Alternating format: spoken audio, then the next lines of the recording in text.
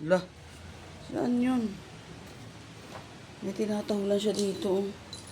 Sa may tambakan. Ano yun? Siya natahol. Ano yung tinatahulan niya dito? Ala, nakakatakot. Dahil pa naman mga tambak dito. Ala, dami na. May labahan. May sako. Ano yung tinatahulan niya dito? Sige nga, pababain nga kita. Oo, nakatingin pa rin siya. Sige nga, pababain kita. Anong tinatawalan mo? Tumitingin pa rin siya.